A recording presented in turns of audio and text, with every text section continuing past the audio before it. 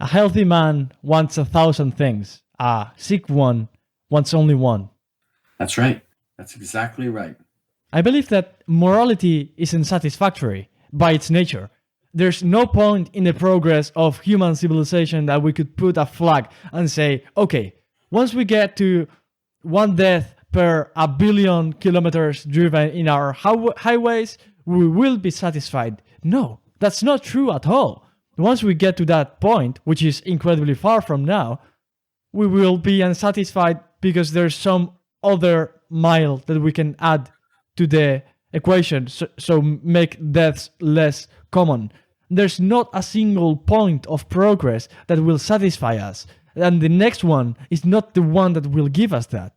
Maybe the way of achieving happiness and fulfillment is not through the achievement of further flags in our landscape, but the opposite, realizing that we are by ourselves already sufficient. We do not need anything else to be happy.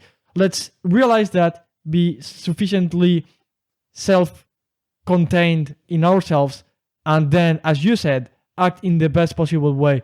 There was an anecdote of a guy who got in a boat, and I read this in a book called The Scout Mindset by Julia Galef.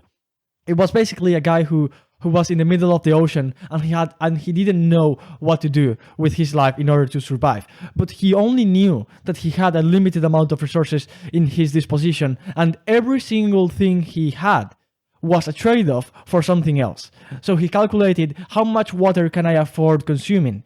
How much, and he had he could shoot a gun to the air, not a gun, sorry, the thing that you use in a flare. Yeah. He had 3 of those, and he had to use them, but there was a trade-off between using them with a boat that was too far so that it couldn't see you, but you would increase the odds of them seeing you, or a boat, or wait for a boat which was closer. And the conclusion of this, the metaphor of this story, is that in an incredibly rational way of acting, that guy realized that the only thing he could do was acting in the best possible manner he could.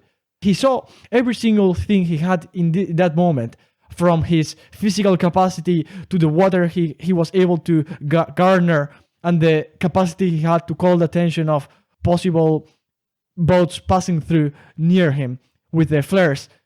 And he acted in a way which was incredibly rational. And I think that approach should be copied by our institutions. We do not know that what will work out to be the best possible thing, but we only know that we can only do as best as we can.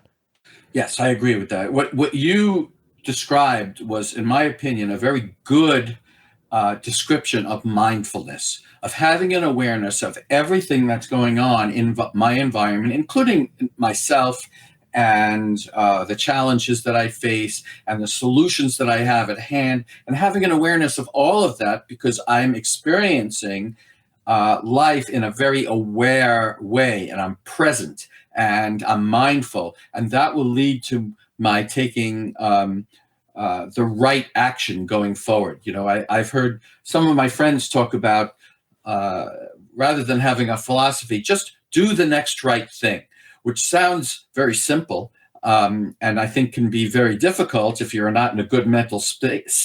The next right thing could be to set my neighbor's house on fire, depending on where my mind is at. But I think when we're coming from a very mindful state and an awareness, a state of awareness and a state of having compassion as our primary motivation, and to do the least harm to the most people, I think that we can make the right choices, and the choices that are best for everyone.